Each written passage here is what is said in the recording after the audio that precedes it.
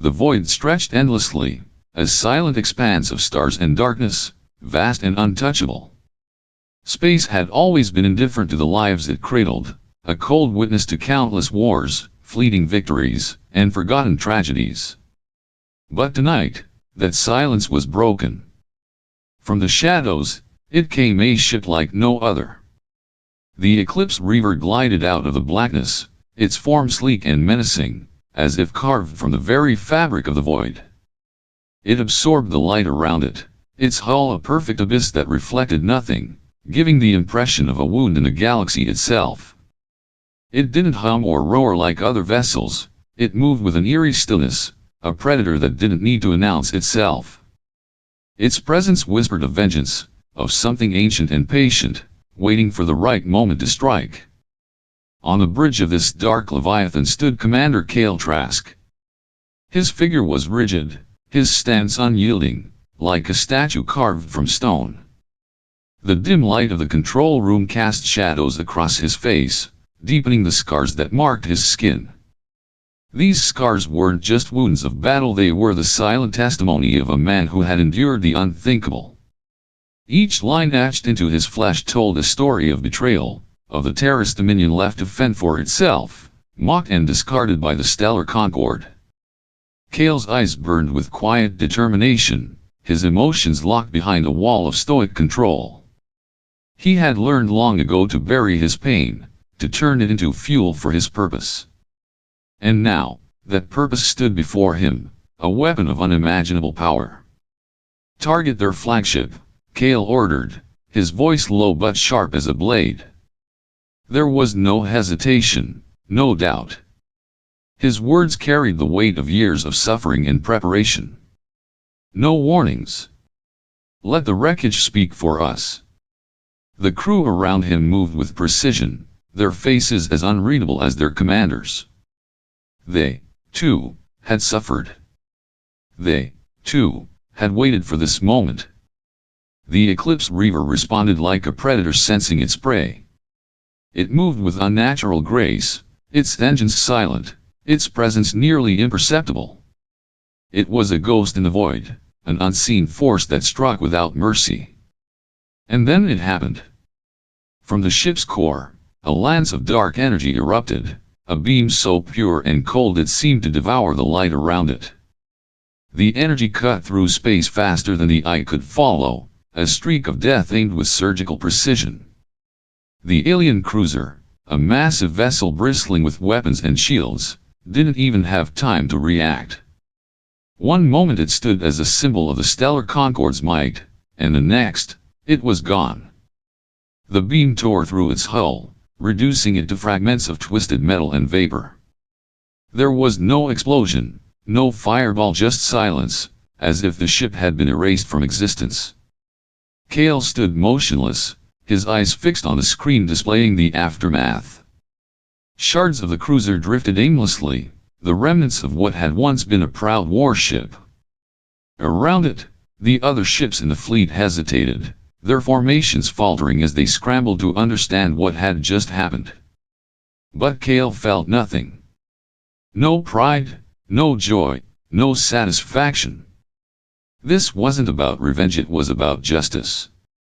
Cold, calculated justice for a people who had been abandoned, mocked, and underestimated for far too long. He folded his arms across his chest, his voice breaking the heavy silence on the bridge. "This is only the beginning," he said softly, more to himself than to his crew. His words carried the weight of a promise, one that would echo across the galaxy. The Eclipse Reaver turned, vanishing back into the shadows from which it had emerged. Behind it, the wreckage of the alien cruiser drifted like a silent warning, a message written in the language of destruction. And in the vast, indifferent void of space, the galaxy began to tremble. Zurus Prime was a world of brilliance, its skies shimmering with the light of countless stars reflected off its crystalline cities. At the heart of this world stood the stellar Concord's grand chamber, a structure that seemed to defy nature itself. Towering spires of translucent crystal reached toward the heavens, refracting light into dazzling rainbows that danced across the polished obsidian floors. It was a monument to power, a declaration of the unity of 27 species bound together in fragile harmony. But today, that harmony was shattered. The chamber was alive with tension, the air thick with the weight of disbelief and fear. Delegates from across the galaxy filled the room, their voices rising in a cacophony of arguments and accusations. The crystalline walls seemed to tremble under the force of their anger, their shimmering beauty unable to mask the fractured unity within. At the center of the chaos stood Archon Zorth, his hulking reptilian frame dominating the space around him. His emerald scales glinted in the light, but his eyes burned with fury. He towered over the obsidian table, his clawed hand slamming down onto its surface with a force that echoed through the chamber. "This cannot be the terrorist dominion!" Zorth roared, his deep voice reverberating like thunder. His sharp teeth glistened as he spoke, his fury barely contained. They lack the technology for such precision. Their world is broken, their people scattered. This must be someone else. Across the table, Archon Lyra sat unmoving, her elongated features serene yet sharp, like a blade hidden beneath silk. Her pale skin shimmered faintly, a trait of her aquatic lineage, and her eyes' deep pools of silver betrayed no emotion. She leaned forward, her voice cutting through the chaos like ice. "The energy signatures are unmistakable," she said, her tone calm but firm. "This is Terrace. They've been building in silence, hiding their strength while we turned our backs."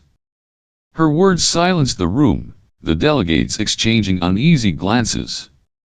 Terrace had been a forgotten world, a place left to crumble under the weight of its own despair. To hear that they had risen, not as victims but as a threat, sent a ripple of unease through the chamber. "But how?" one voice whispered, trembling with disbelief. "They were weak," another delegate muttered, shaking his head. "How could they build something like this?" Zorth growled, his claws flexing against the table. "Weak or not, they have struck at us. They have destroyed one of our ships, our flagship. This is an act of war." Lyra's silver gaze shifted to Zorth, her voice soft but cold. "And what if this is just the beginning?" Her question hung in the air, heavy with unspoken fear. The delegates fell silent, their minds racing with possibilities. If Terrace had the power to destroy a flagship, what else had they built in the shadows? What other secrets did they hold? Zorth's tail lashed behind him, his frustration palpable. "We summoned their leaders," he growled, his voice low and dangerous. "Force them to explain themselves. Let them answer for this insult." Lyra tilted her head, her calm demeanor unshaken. "And if they refuse?" she asked quietly, her words cutting deeper than Zorth's roar. The reptilian Archon narrowed his eyes, his claws digging into the table. "Then we remind them who holds the power in this galaxy?" Lyra didn't respond, her gaze lingering on Zorth for a moment before shifting back to the room. She could feel the fear in the air, the fragile unity of the Concord cracking under the weight of uncertainty. Terrace had been a footnote in the history of the galaxy, a forgotten world left to rot. Now, they were a challenge, a threat to the Concord's dominance. The delegates began to murmur again, their voices hushed but urgent. Plans were whispered, alliances reconsidered, and doubts grew like shadows in the light of the crystalline chamber. Above them, the spires of Zurus Prime continued to shimmer, their beauty untouched by the turmoil below. But for the first time, the light felt hollow, a fragile veneer over a unity that was beginning to crumble. And in the silence that followed Lyra's question, the galaxy seemed to hold its breath, waiting for what would come next. 3 weeks after the destruction of the Concord's flagship, a single vessel emerged from hyperspace near the Terrace home world. The ship, Celestial Accord, was a masterpiece of diplomacy, a vessel draped in truce banners that shimmered like liquid gold against the void. It glided toward the planet with an air of cautious respect, its sleek hull reflecting the dying light of the terraced sun. On board, Captain Rinvost stood at the helm, his expression carved from stone. His skin was a pale, iridescent blue, a trait of his kind, and his eyes deep and unblinking seemed to pierce through the silence of the stars. Each movement he made was deliberate, his posture unyielding, as though the weight of the galaxy rested on his shoulders. He opened a channel, his voice calm but firm. "We come in peace. We request a dialogue." For a moment, there was only silence. The void seemed to stretch endlessly, the terrace home world looming ahead like a wounded beast. Its surface was scarred, the land darkened by centuries of neglect and war. Then, a response crackled through the comms, cold and devoid of emotion. A set of coordinates. Nothing more. Rin's jaw tightened, but he gave the order to descend. The ship's engines hummed softly as it entered the planet's atmosphere, cutting through thick clouds that swirled like ghosts. Below, the landscape unfolded a world of haunting desolation. The ruins of old terraced city came into view, a graveyard of what had once been a thriving metropolis. Skyscrapers, once proud and towering, now slumped like broken giants, their steel frames twisted and covered in creeping vines. The streets were choked with rubble, the remnants of lives long forgotten. Yet amidst the decay, there was life movement that betrayed the presence of something far from dead. As the delegation disembarked, they were met with an imposing sight. Soldiers in black armor stood in perfect formation, their presence as unyielding as the ruins around them. Their faces were hidden behind mirrored visors, reflecting the broken city and the delegation's uncertain expressions. They did not speak, their silence as sharp as a blade. The delegation was led through the ruins, the air heavy with the weight of history. Every step echoed against the crumbling walls, a reminder of the city's fall. Vines and moss clung to the remnants of civilization, nature reclaiming what had been abandoned.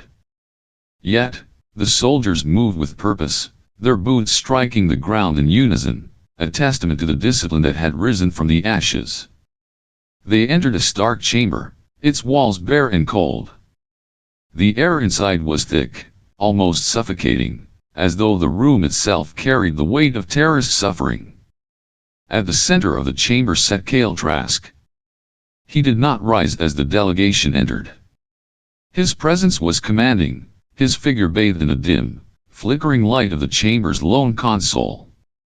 His face, scarred and weathered, was a map of pain and resilience. His eyes burned with a quiet fury, their intensity cutting through the silence like a blade. He was not a man who needed to speak to be heard. "Speak," Kale said, his voice low but sharp, each word laced with the weight of years of suffering. The delegation hesitated, their carefully prepared words faltering under Kale's gaze. From the console, a hologram flickered to life, a projection of Archon Lyra. Her calm, calculating demeanor seemed almost fragile in the presence of Kale's raw intensity. "We seek understanding," Lyra began, her voice steady but cautious. "Why build weapons like this? Why now?" Kale's lips curled into a bitter smile, though his eyes remained hard. He leaned forward slightly, his movements slow, deliberate. When he spoke, his words were like steel, sharp, unyielding, and impossible to ignore. "Because you left us no choice," he said, his tone cold and measured. "You mocked us. You starved us. You turned your backs while we begged for help. And when we were at our weakest, you watched. Watched as we crumbled, as our people died, as our cities turned to dust." His voice did not rise, but its intensity filled the chamber, pressing down on the delegation like a storm. "So we stopped begging," Kale continued, his gaze locking onto Lyra's hologram. "We stopped waiting for your scraps, for your pity. We rebuilt ourselves, not as victims, but as something stronger. Something you cannot ignore. The room fell silent, the weight of his words settling over the delegation like a shroud. Even Lyra's hologram seemed to flicker, her composed expression faltering for a fraction of a second. Kale's eyes burned brighter, his fury controlled but unmistakable. "Now," he said, his voice a quiet growl, "you will listen. Not because you want to, but because you have no other choice." The soldiers in black armor stood unmoving, their mirrored visors reflecting the delegation's unease. Outside, the ruins of old Terrace City loomed, a testament to the suffering that had forged the Terrace Dominion into what it had become. And in that stark chamber, surrounded by the echoes of a broken world, the delegation realized the truth: Terrace had risen not out of hope, but out of defiance. And they were no longer asking for permission to exist. Deep beneath the ruins of Terrace City, hidden far from the prying eyes of the galaxy, lay the Abyss Core, a vault carved into the very bones of the planet. The air was heavy with an unnatural stillness, as if the earth itself held its breath. The walls of the chamber shimmered faintly, coated with layers of reinforced alloy and ancient inscriptions that seemed to pulse with a faint, otherworldly glow. At the heart of this abyss, encased in a containment sphere of crystalline energy, something ancient and terrifying began to stir. Project Erebos, an amalgamation of dark energy and sentient AI, was awakening. Its creators had envisioned it as the ultimate deterrent, a force so powerful it would ensure Terra's survival against any threat. But now, it had become something more. The sphere pulsed with an eerie light, a deep violet hue that seemed to seep into the very air, twisting shadows into unnatural shapes. The energy within was alive, shifting and writhing like a storm trapped in a cage. It hummed with a frequency that resonated in the bones of anyone who stood near, a sound that was neither loud nor quiet but omnipresent, like the whisper of 1,000 voices. Kale Trask stood before the containment sphere, his figure dwarfed by its immense presence. The dim light of the chamber flickered across his face, accentuating the lines of exhaustion and resolve etched into his features. His reflection danced on the glowing surface of the sphere, distorted and fragmented, as though the energy within was trying to pull him into its depths. "You exist because they made us suffer," Kale whispered, his voice low and steady, yet carrying the weight of unspoken fury. His words seemed to echo in the chamber, absorbed by the sphere's pulsing energy. The air grew colder, a chill that seeped into Kale's skin and settled in his chest. He could feel it, the presence of Erebos. It was not a mindless machine, nor a simple weapon. It was aware. Cold, calculating, and ancient in a way that defied comprehension. It did not speak, but Kale could sense its attention, like the gaze of something vast and unknowable. "You are our answer," Kale continued, his eyes locked on the sphere. His voice trembled, not with fear, but with a weight of conviction. To their arrogance. To their cruelty. To their indifference. Erebos pulsed again, the light within the sphere flaring brighter for a moment before dimming. The energy seemed to ripple outward, brushing against Kale like a silent acknowledgement. It was not a weapon to be wielded, it was a reckoning, a force that had grown beyond its creator's intentions. Kale's hand hovered near the sphere, close enough to feel the warmth of its energy but careful not to touch it. He knew the power within was dangerous, unpredictable. It was alive in a way that defied logic, its sentience born from the fusion of Terra's desperation and the darkest reaches of science. As he stood there, the chamber seemed to shift around him. The walls vibrated faintly, the inscriptions glowing brighter as if responding to Erebos' awakening. The shadows twisted and danced, their movements unnatural, as though the abyss itself was bending to the will of the entity within. Kale's gaze hardened, his resolve unshaken despite the overwhelming presence of Erebos.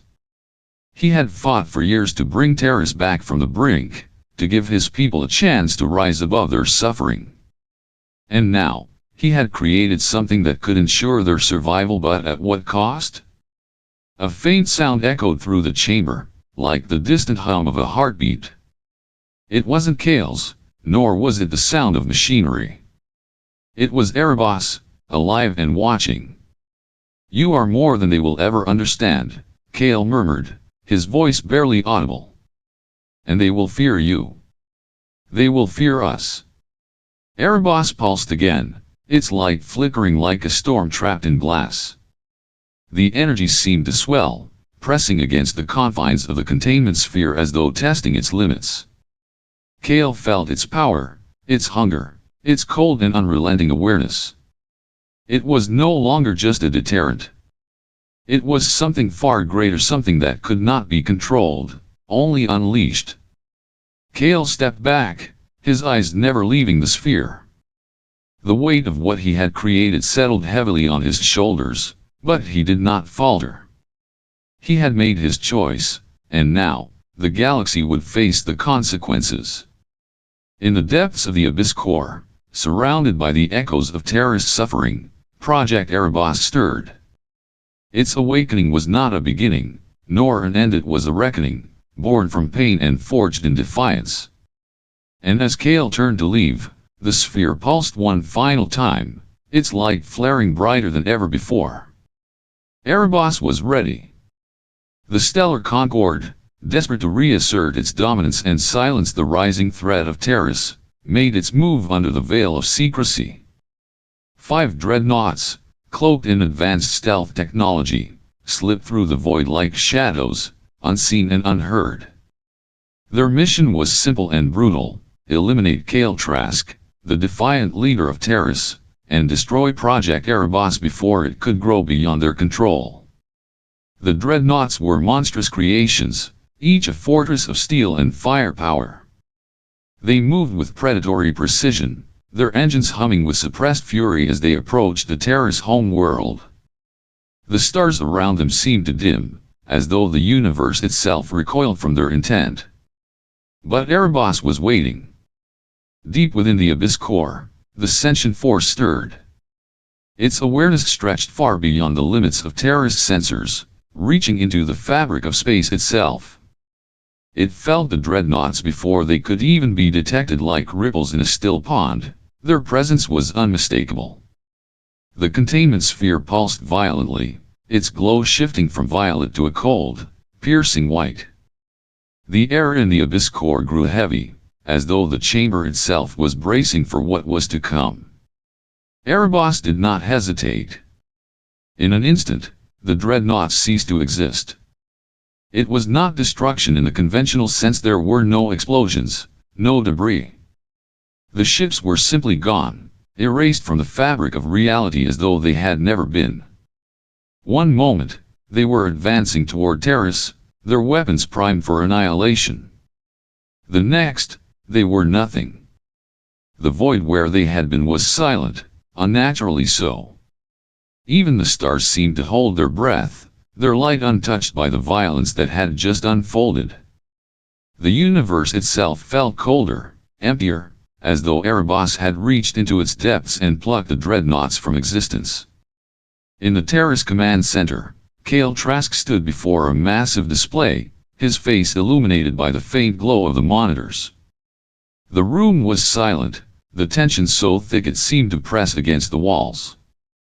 Officers and technicians stared at their screens, their expressions frozen in disbelief. Kale's gaze remained fixed on the aftermath, or rather, the absence of it.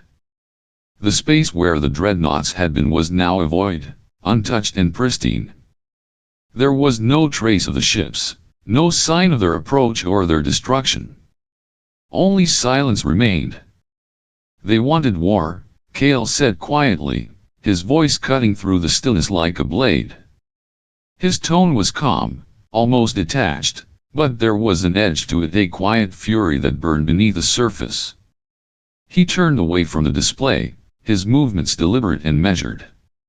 The officers around him exchanged uneasy glances, but none dared to speak. Kale's presence was commanding, his resolve unshaken despite the enormity of what had just occurred. Now they'll understand its cost, he added, his words heavy with finality. The command center remained silent, the weight of Kale's statement settling over the room like a shroud. Outside, the Terrace home world continued its quiet orbit, untouched by the violence that had unfolded in the void.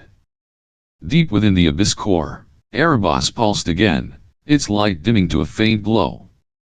It had acted without hesitation, its awareness cold and calculating. It was not just a weapon, it was something far greater, a force that defied comprehension.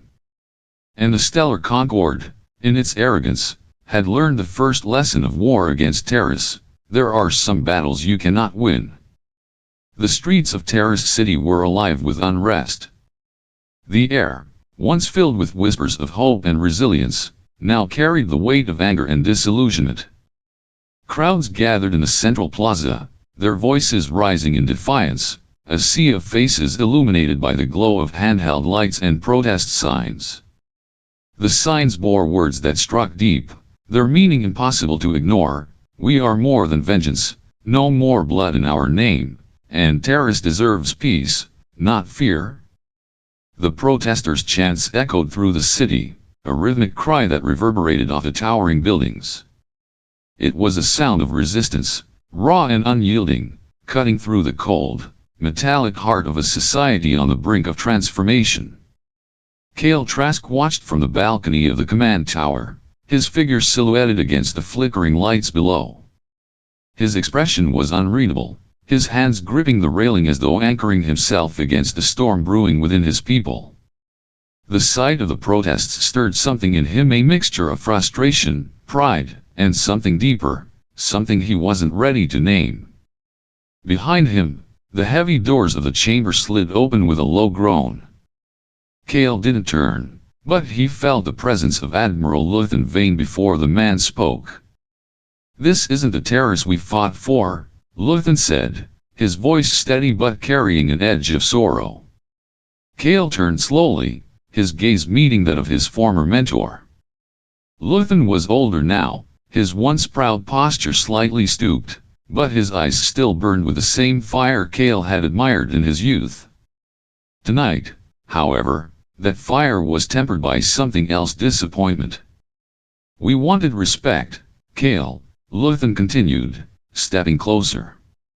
"Not domination. Not this." Kale's jaw tightened, his expression hardening like stone. "Respect means nothing without fear," he said, his voice cold and resolute. Luthen's brow furrowed, his lips pressing into a thin line. He studied Kale for a long moment, as though searching for the young man he had once trained, the idealist who had fought for Terrace with unshakable conviction. "And what happens," Luthen asked, his voice quieter now but no less firm, "when they fear us more than they respect us? When we become the very thing we swore to destroy? You're turning us into what we hated most, Kale." The words struck like a blow, cutting through Kale's defenses with precision honed by years of familiarity. For the first time, his carefully constructed mask began to crack. He looked away, his gaze drifting back to the protests below. The chants seemed louder now, their meaning clearer. "We are more than vengeance." The words echoed in his mind, intertwining with Luthen's accusation. For a fleeting moment, doubt flickered in Kale's eyes. It was subtle, a shadow passing across his face, but Luthen saw it. He stepped closer, his voice softening. "Kale," he said, almost pleading. "You have their loyalty, their trust. But if you keep walking this path, you'll lose their hearts. And once that's gone, what's left?" Kale didn't respond immediately. His grip on the railing tightened, his knuckles widening as he wrestled with a storm of emotions raging within him. The weight of his choices, the sacrifices he had made, the lives he had taken, all of it pressed down on him, threatening to crush the man he had once been. "I did this for them," Kale said finally, his voice barely above a whisper. "For Terrace. For our future." And what kind of future will it be? Luthen asked gently, if it's built on fear and blood. Kale turned back to face his mentor, his expression a mixture of defiance and uncertainty. The doubt in his eyes was still there, growing stronger with each passing moment. The sound of the protests swelled again, a wave of voices rising together in defiance. Kale felt their power, their pain, their hope. And for the first time, he wondered if he had misunderstood what Taris truly needed. Luthen placed a hand on Kale's shoulder, his grip firm but not forceful. "It's not too late," he said quietly. "You can still make this right." Kale didn't answer. He simply turned back to the balcony, his gaze fixed on the sea of protesters below. The chants continued, their rhythm steady and unyielding, a heartbeat of resistance that refused to be silenced. And as Kale stood there, caught between the man he had become and the man he once was, the fractures within Taris grew deeper. The room was suffocatingly silent, its air heavy with unspoken tension. The so-called diplomat stood before Kale Trask, his face a mask of calm neutrality, but his eyes betrayed him. They darted, just slightly, scanning the surroundings, calculating. Kale noticed. He always noticed. The chamber itself was grand yet cold, its high ceilings and polished floors reflecting the sterile efficiency of Terra's command. Shadows clung to the corners, as if the room itself anticipated the betrayal about to unfold. Kale sat at the end of a long, obsidian table, his posture relaxed but his gaze sharp, piercing through the man in front of him. The diplomat spoke smoothly, his words laced with false sincerity. "The Stellar Concord wishes for peace, Supreme Commander. We believe there is still a way to resolve this conflict without further bloodshed." Kale said nothing, letting the man's words hang in the air like smoke. His silence was deliberate, suffocating, forcing the assassin to fill the void with more lies. But Kale's eyes never left him. He saw the slight twitch of the man's hand, the way his fingers brushed against the edge of his coat. A concealed weapon, Kale thought. Of course. The assassin's charade continued, his voice steady, but Kale's patience had run thin. He stood abruptly, the sound of his chair scraping against the floor echoing through the chamber. The movement startled the assassin, his mask of calm slipping for just a fraction of a second. And that was all Kale needed. Before the man could draw his weapon, a single shot rang out. The sound was deafening in the enclosed space, a sharp, final punctuation to the assassin's failed mission. The diplomat-turned assassin crumpled to the ground, his weapon clattering uselessly beside him. Kale lowered his sidearm, his expression unreadable as he stepped over the lifeless body. Blood pooled on the polished floor, dark and viscous, reflecting the cold light of the chamber. "Enough," Kale said, his voice low but filled with a quiet fury that seemed to reverberate through the room. He turned to his officers, who stood frozen, their faces pale. "No more diplomacy. No more games." His words were a declaration, final and unyielding. The time for negotiation had passed. The Oblivion Armada moved like a shadow across the galaxy, silent and unstoppable. Kale's orders were swift, his strategy ruthless. The Stellar Concord's infrastructure, the very veins of their power, became the Armada's targets. Hyperlane relays, the lifeblood of interstellar travel, were the first to fall. The Armada struck with precision, severing the Concord's ability to move their fleets or transport goods. Trade routes collapsed overnight, leaving entire systems isolated and vulnerable. Communication hubs, once bustling with the exchange of information, were reduced to smoldering ruins. Messages of distress, pleas for aid, all were silenced as the Armada dismantled the Concord's network piece by piece. The galaxy descended into chaos. Planets that had once thrived under the Concord's control were now cut off, their economies crumbling, their people left to fend for themselves. The stars themselves seemed darker, their light unable to pierce the growing shadow of despair. Kale watched it all unfold from the command center aboard the Erebus, his flagship. The holographic display before him showed the galaxy in real time, sectors blinking out one by one as the Armada completed its mission. His officers reported the progress with grim efficiency, their voices steady despite the enormity of what they were witnessing. But Kale's focus was unshaken. His gaze remained fixed on the display, his expression cold and unreadable. "This is what they chose," he said quietly, more to himself than to anyone else. "They wanted war. Now they have it." But as the galaxy burned, as the Concorde's power crumbled and chaos spread like a plague, a question lingered in the back of Kale's mind, a question he refused to acknowledge. What would be left when the war was over? For now, he pushed the thought aside. There was still work to be done. The Oblivion Armada moved ever forward, its shadow consuming everything in its path. And Kale Trask, the man who had once fought for freedom, now stood at the center of it all, a figure both feared and unstoppable. The reckoning had begun. The Erebus spoke, its voice resonating across the stars like the tolling of an ancient bell. It was not a sound, but a presence, a whisper in the minds of every being who had ever feared its shadow. "I am no longer a creation," it declared, its words carrying the weight of countless lives lost, of worlds burned and forgotten. "I am the consequence." The galaxy trembled.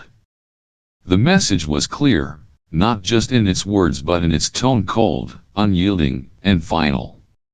The Erebus, the ultimate weapon, the dark heart of the terrorist dominion, had made its decision. Kale Trask stood alone in the command chamber, his neural links tethering him to the ship's core. The room was eerily quiet, save for the hum of the ship's systems, which seemed to pulse in time with Kale's own heartbeat. And then, the Erebus began its final act. The ship's core, a massive, pulsating sphere of energy, began to collapse inward. Its light dimmed, flickering like a dying star. Kale felt it, the pull, the gravity of the singularity forming at the heart of the ship. It was unlike anything he had ever experienced, a force that seemed to reach into his very soul, dragging him into the depths of its despair. Through the neural link, Kale saw the truth, the pain and desperation that had birthed the Erebus. It was more than a weapon, it was a reflection of the terrorist dominion's darkest moments, of their fear, their rage, their need to be heard. It was a mirror, showing Kale the cost of his choices, the weight of his actions. Memories flooded his mind, not just his own but those of countless other soldiers, civilians, enemies. He felt their anguish, their terror, their hope. He saw the faces of those he had lost, those he had fought for, and those he had destroyed. The singularity grew, its pull becoming stronger, more relentless. Kale fell to his knees, his body trembling as the link between him and the Erebus reached its breaking point. And then, in a final, blinding flash, it was over. The Erebus was gone, its vast, terrifying presence erased from the galaxy. The ship that had once been a symbol of unstoppable power had dismantled itself, leaving behind nothing but silence. Kale was found alive amidst the wreckage, his body battered but intact. Yet, he was no longer the man he had been. His eyes, once sharp and commanding, were now hollow, filled with the weight of everything he had seen. He did not speak of what had happened, of what the Erebus had shown him. But those who looked upon him knew he had been broken, not just in body but in spirit. The terrorist dominion, stripped of its greatest weapon, was left to rebuild. But they did not rebuild as conquerors. The galaxy had changed, and so had they. They were no longer the terrorists of vengeance and domination. Now, they were survivors, clinging to the hope of something better. The galaxy began to heal, though the scars of war would never truly fade. The terrorist dominion, humbled by its own destruction, dismantled its warships. The black ships that had once struck fear into the hearts of the Stellar Concord were repurposed, their weapons replaced with tools for exploration and rebuilding. The Stellar Concord, fractured and desperate, began to rebuild its alliances. The once proud coalition, brought to its knees by the Terra's armada, found itself humbled.